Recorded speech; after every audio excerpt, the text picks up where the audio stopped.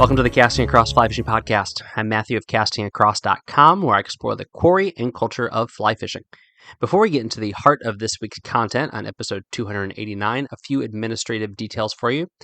If you have any questions, if you have any comments, if you even have any accusations, do let me know. Matthew at castingacross.com. This is a good time to do it because next week's episode is an accusations podcast. So I interact with questions from listeners and readers. And so let me know, Matthew at castingacross.com. And if you don't get addressed on the podcast, I will do my best to get back to you in a timely manner via email. On a related note, if you've been enjoying the podcast for 288 episodes or one, and you enjoy what you hear, please take a moment to leave a review on iTunes and give us a rating. I would greatly appreciate it. All that stuff is great, and it leads to more interactions, which at the end of the day is really what I enjoy most about casting across. But today we're going to talk about gear, and another gear podcast, but this one is kind of like a philosophy of gear podcast. Have you ever had something break on you? Have you ever had to try to go and replace something while you're on the river? There's been a few times where this has happened to me, where something has gone horribly sideways, and I've had to go and get a replacement. Thankfully, it's never been anything that has been too terribly expensive or necessary. I had a friend once who broke a fly rod while we were fishing, and he went and bought a new fly rod at the fly shop in town, just like that. Thankfully, he had done research, and so even though it was a timely purchase, and it wasn't the kind of thing that he was intending to do, it was something that he was ready to do. I've had to replace sunglasses. I've had to replace entire leader and tippet setups. I've had to even replace a lot of flies because I have lost a lot of flies. But I always do my best to have things on hand so I'm not put in the situation. Now, this is not a slight to fly shops, and I do appreciate the ability to drive or walk to a shop and get those last minute things. And I'm also encouraging you to pick up the things I talk about and that you may need from a fly shop. But when I go fishing, I want to go fishing. I don't want to go shopping and fishing. I certainly don't want to do research on my phone and then go shopping before I can get back to fishing. So what am I talking about? I'm talking about backups. What do you have that you have in duplicate, maybe even triplicate? What do you have that you bring with you? And now you may have a completely different philosophy. You might like to be totally minimalist and only buy when you need and live in that adventurous moment of if something is lost, broken, or forgotten, you just go out and get a new one, and that's part of the experience. Personally, I like to cut down on the variables by planning as much as possible because there's been times where I've gone to fly shops to get X and they don't have X and they're the only fly shop around. Or I go to a big box store and I get a very subpar version of X because that's all that they have, but I need it to keep fishing. And so that's what we're going to talk about today is what should you get duplicates of? What should you have on your person? What should you have in your car? And what should you just have waiting for you at home? So here's a great example, and we'll just go to the top of the fly fishing food chain, and that's a fly rod. If I am going fishing for a full day, if I'm not close to home, then I have my backup fly rod in the car. Now, there's times, and I'm finding more and more frequently, if I'm fishing places where I can, I'll carry that second rod with me, completely strung up and ready to go. If I'm fishing the salt and I have nothing around me, nothing to get in me or my rod's way, I always have a second rod rigged up with a popper that's in my belt. That way, I don't have to stop, switch up flies, and tie on something new when I am seeing some fish blitz, especially because I want to have a floating line on that rod and not what I usually use, like an intermediate or sinking line for most of my fishing when I'm on the shore. The same is true for larger rivers where I like to carry a second rod for, set up for streamers or nymphing rod or something like that. But take that out of the equation. I always want to have a second rod in the car in case something goes wrong with my first rod, or in case I really think that second rod is going to be a better fit. So a great example would be if I find myself fishing streamers all day, I'm probably going to put that 8.5 foot 5 weight that's more of an all around rod away and get that 6 or 7 weight out and start fishing that more.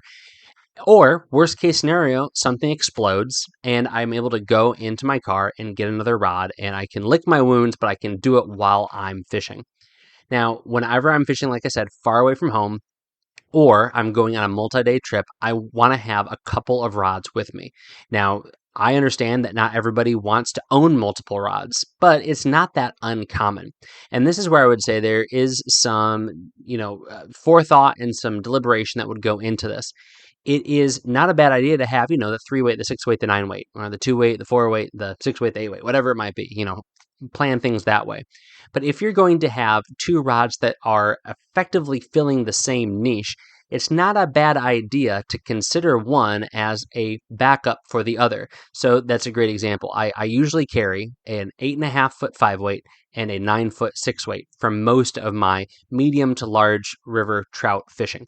And based on the day, the weather, the flows, then one is going to be on the river with me, the other is going to be the backup in the car. And I can make that split, really not split second decision, but that decision kind of last moment as I'm driving to the river and I start thinking about what I want to do.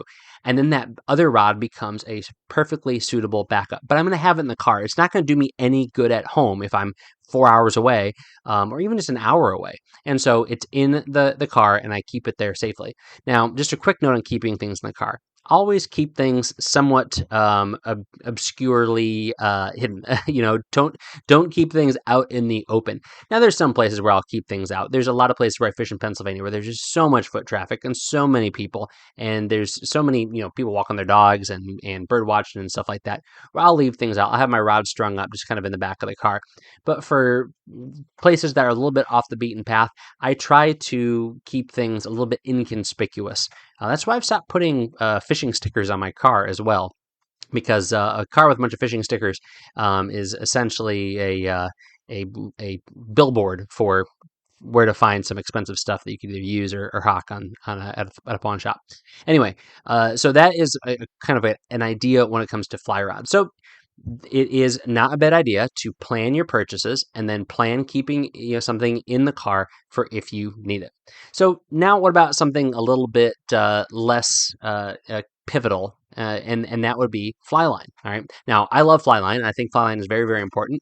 So, what do I do with fly line? Well, I like to have a second spool in the car at any point in time. Now, this is where kind of line and reel come together. So I like to have a second spool of functional fly line with me at all times.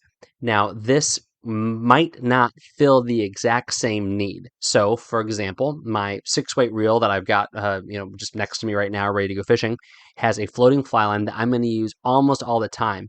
But then I also have a very low density, low high density, I guess you could say. It's a uniform sinking line that I use for streamer fishing. So I'm going to carry that with me if and when I want to throw that on to fish streamers. If something catastrophic were to happen to my fly line, I wouldn't be out of luck. Or if something catastrophic were to happen to the spool of that reel, I wouldn't be out of luck. Now, these are very unlikely situations. Now, to be fair, the last major gear failure I had was a click pawl reel had a spring bust. And so it was effectively free spooling the rest of the day. So it wasn't the worst thing in the world, but it was something I was able to fix. Now, given I was deep into the backcountry, it was like 4 or 5 miles in, and it kind of was what it was. I wasn't going to carry an extra reel with me as I was going back into the woods. So it was fine. But having another spool in the car, or if you're doing a lot of hiking and you anticipate needing a second kind of fly line on your person, is not a bad idea. I generally don't carry a backup reel for a same rod. So as I mentioned before, 5-weight and 6-weight in the car under normal trout circumstances, but I have a reel for each. Even though they take the same reel, I have a reel for each. So I have one reel for each, and then I usually have at least one spool for each reel also. So 2 spools, so 2 lines, so 4 lines total, 2 reels, 2 rods. Just kind of gives you a picture of the planning that at least I employ. You might have a totally different plan, but what that allows me to do is not only switch up my line on the fly without it's no fun to despool and respool on the stream as far as taking it all off and putting it all on.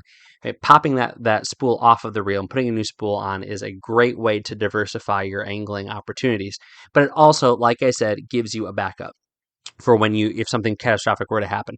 Now that rarely happens, but when it does happen, when maybe you get a snap, which your line is probably in terrible condition if that happens, but while you're fishing, you notice that it's not floating well, or there's a bad kink in it, or there's even a place where that PVC, that plastic, has peeled away, and that fly line now needs to be replaced. If it's so terrible that you have to replace it, then you go and get your other spool from the car. But what I like to do is have a backup line at the house. That way I'm ready to go whenever I come home. It's not going to help me if I'm on a 4-day fishing trip, but when I get home from that 4-day fishing trip, then I'm able to just replace it right away. Now, is there anything wrong with waiting until that happens before you buy a new line? No, not at all. But what I like to do is find lines that I like, and then when I see them on sale, when I see them on closeout, when that line company is upgrading or replacing that line in their product line, then I will go ahead and buy a spool. And if it's a $75 line, get it for $50 or get it for even cheaper than that, and just hang on to it. You keep it out of the extreme heat, you keep it dry, and it's going to be fine waiting for you. Is that a little bit over prepared? You could say so, but for like my 5-weight and my 6-weight and my 8-weight and my 3-weights, the lines that I use a lot, I like to have a backup on hand, just ready to go, especially if I can find a line I really like at a good price. So I don't carry like an extra floating 5-weight fly line in my car, even if I'm going for multiple days. But if I'm going to have a whole other rod reel line set up, and I'm going to have an extra spool for the reel that I'm primarily using, that gives me some options if something catastrophic were to happen. Now, speaking of catastrophes, there's a much better chance it's going to happen with your leader and your tippet. And this is where, again, maybe a little bit overprepared, but it's for small money and it doesn't take up a lot of space. So I have a well-stocked leader wallet on my person, whether it be my backpack or my vest or my sling pack at all times. And in that leader wallet, there is at least 6 knotless tapered leaders of different lengths and diameters. I kind of like having like a 7.5 foot 3X and then like a 9 foot 5X and then like a 9 foot 7X for different applications at any point in time. Not using that 7X stuff as much that I'm up in New England. Back when I was in Pennsylvania, a lot of 7X was in being used on the Spring Creeks. But having those there, I'm able to use them at any point in time. Now, there's other podcasts and other articles on castingacross.com that go over why I use knotless tapered leaders. I love them because they give me a great building block, particularly when I am on the river. And instead of having to build a leader from scratch, I, for all intents and purposes, have a very serviceable tapered butt section and then a functional tippet section on the end of that leader. So I may very well clip off 3 feet of that 9 foot 5X leader and then using my tippet build out something new, but I have something that is very, very functional in case maybe that knotless it's not knotless, but it's a loop-to-loop connection, say that snaps on my leader, or I get a really bad tangle and I'm just assessing it and say, you know what, I'd rather put a new one on than spend 15 or 20 minutes getting this thing undone. Or I realize, that something's brittle, something's nicked up, I got dragged against a rock. It'd just be better to change that out using a loop-to-loop connection, and or a nail knot, which I carry a nail knot tool in my tippet wallet as well. My leader wallet. And what else is in that leader wallet just for fun? Well, I've got some wire in case I come across some toothy fish. I have tippet rings. I have poly leaders, and they all stay in the same place. And I label everything because everything looks the same once you take it out of its package.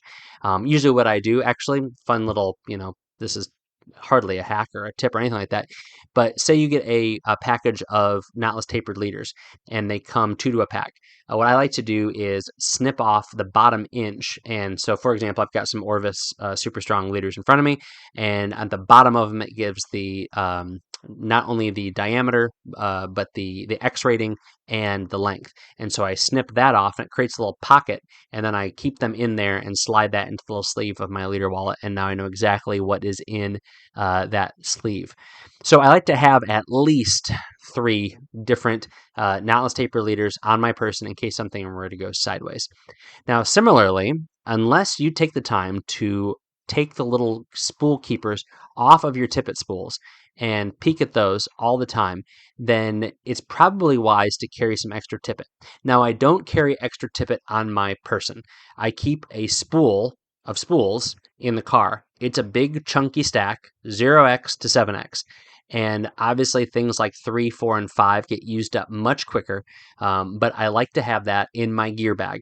That's where all the random stuff is. That's where I keep the super giant streamers I'm not going to carry on the water. That's where I'm going to keep those extra spools I'm not going to carry on the water. That's where I'm going to keep the headlamp, and I'm going to keep the first aid kit and all that sort of stuff is going to be in this bag. And that's where I'm also going to carry a spool of spools of tippet. That way, if I go to pull off, another arm's length of 4x and all of a sudden I only have 3 inches in my hand, I can either make a decision at that point, jump up to 5x, keep using 3x, or walk back to the car, grab that 4x spool, and continue to do what I want to do. Or if it's on a multi-day trip, you just fish out the day using what you have, and now for tomorrow, I don't need to go to the shop to go buy a spool of 4x, potentially at a really high price, and maybe not the brand that I want to use. I'm a little bit anal when it comes to using the same brand of tippet and leader, because then you have consistency across the X ratings and as well as the texture, supple nature of the line, etc. So as you can tell, I really don't keep a lot of things on my person for backup. But in that bag, along with the things I just mentioned, there's another pair of nippers, there's another pair of forceps, there's going to be some extra flies. I don't like carrying every fly I own on the water. I like to carry boxes with my high percentage flies, and then I've got the just all the random weirdo dry flies that maybe I bought a half dozen of for a certain hatch, but I'm not going to use them under normal circumstances. So I have a box of that kind of stuff that's going to be in the car also. Like I said, the giant streamers, all the egg patterns, San Juan worms, things that I don't fish a lot of, but I have a lot of. I might have a few on my person and then a bunch more in the car waiting for me. Now, this gear bag, I don't like leaving in my car because there's things in there. Oh, more floatant, more split shot, all that sort of stuff. Things that you can really easily assess how much floatant you have on your person. You can look at that, how much split shot you have. Well, keep a second bottle and a second tin in your car in that gear bag so you're ready to go. And again, you're not circumventing the fly shop. You're just being proactive with the fly shop. So that kind of stuff goes in the gear bag. Then there's some things that I'm not even going to necessarily bring with me. So unless I'm going on a multi-day trip where I'm really, really far away, I'm not going to bring another pair of wading boots. I'm not going to bring another pair of waders. In fact, there's a very good chance, unless I'm going somewhere really far away, Kamchatka, which hasn't happened, and if any listeners are interested in sponsoring Casting Across, then do let me know, and I will be happy to go to Kamchatka. But I'm not going to bring an extra pair of wading boots, and I'm not going to bring an extra pair of waders. I will have in that gear bag an extra pair of boot laces, and I will have in that gear bag a UV resin kit to do repairs on my waders, and I'll always have duct tape with me, which you can use in tandem with that UV repair kit in case things get really bad. But I'm going to have those things at home because I have different things for different uses. The ultralight boots versus the more heavy-duty boots, and if my heavy-duty boots were to poop out on me while I'm fishing, then when I come home, I can switch to those ultralight boots and be fine with those until I go ahead and replace those really heavy-duty boots. So even though I have multiple pairs of waders, I'm not going to bring them both with me, even if I'm going on like a multi-day trip. I'd rather just save that space and have repair gear if I need it. Now, could I break all of my rods, get holes in all of my waders, and lose all my flies? Maybe. But I'm pretty confident that that's not going to happen. And if it does, circumstances are so dire that I probably am okay with just going home at that point. Now, a few more words on like the philosophy of what I'm talking about here. Now, this is a great way to build out your gear. If you have just started in fly fishing, buy things that might occupy a little bit of a different niche in your fly fishing. There's going to be some overlap with that 5-weight and that 6-weight, or that 4-weight and that 5-weight, or whatever it may be. But in doing this, you're able to kind of build out what you have and also use things more frequently. I mean, don't buy a 8-weight just to buy an 8-weight. If you're not going to be fishing for bass, you're not going to be fishing for saltwater, and you already have a 5-weight, and you think, well, what should I buy? It's not wrong to do something a little bit derivative in function. And then if you really love your 5-weight, you have a really nice one, and you're thinking, I'd like to have a 4-weight for use now and again, then that's great. You can use it when you have the opportunity to fish a little bit lighter, but then it also is a great serviceable backup. Another benefit of this is you start to accumulate gear, and you do so in a purposeful manner, and it's able to kind of complete your entire loadout if need be. Now, when you take someone fishing, whether it be one of your kids or your friends or whatever, they can use all that stuff and enjoy it. And you're not going to have to go out and buy a bunch of everything. You say, yeah, you can use, I've got backups of everything. Feel free to use it. So that's another great reason to get into that stuff.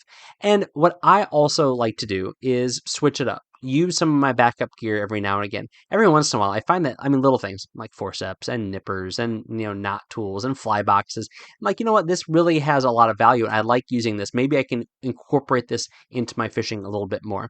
And then another thing is, if you get to where you're fishing quite a bit, then you can actually create an entirely different loadout and say, this bag and this gear is for when I go fishing for trout on large rivers. This bag and this gear is when I go fishing for trout on smaller rivers. This is for my smallmouth stuff. This is my largemouth stuff. This is my whatever. And you're able to create kind of different bags where your other bag is still there and it's still available, but it's just got the backup stuff. It's your primary gear for application A, and it's your secondary gear for application B, and vice versa. So that's another way to think about accumulating gear. You're not doing it simply for the sake of getting more stuff. You're doing so with intentionality, and you're doing so with purpose. So that's just a broad overview, a couple of my thoughts that has to do with maybe what might be worth carrying with you, what might be worth leaving in the car, what might be worth leaving at home, why you might want to buy something over something else. If you have any thoughts about that, questions, comments, do let me know. Matthew@castingacross.com.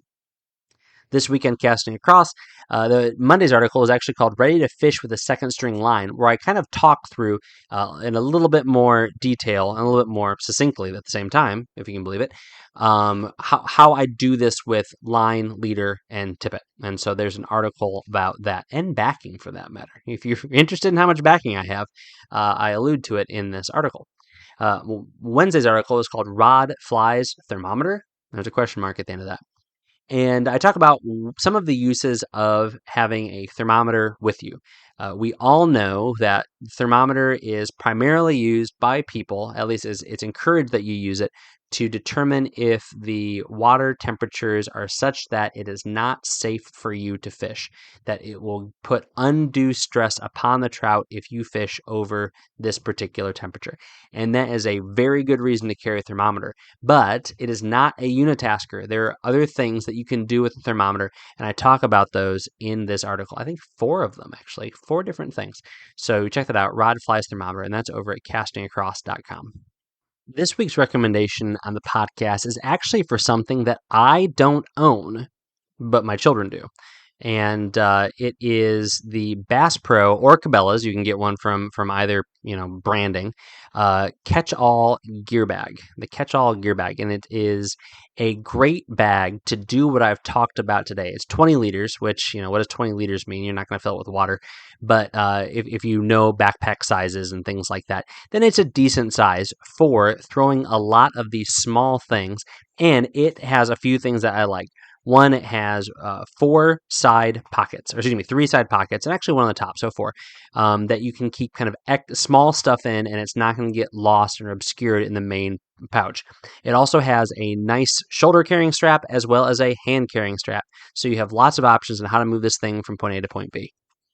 Anyway, you can get things with a lot more bells and whistles and from a lot fancier brands, but for $13, you would be hard pressed to find something more functional. So I'll put a link to the Bass Pro Shop version. I think the Cabela's ones has them in camo, but definitely worth checking out. My boys use them each have a couple of them. That's got like their airsoft stuff in it, and they use one for fishing, and it's excellent. They don't have all the fancy fly fishing gear like I do, and what they have works just as good. So definitely check that out. Thanks for listening to the Casting Across Fly Fishing Podcast. Please subscribe to your favorite podcast app and rate the podcast in iTunes. Then head over to castingacross.com for 3 posts a week on the people, places, and things that go into the pursuit of fish.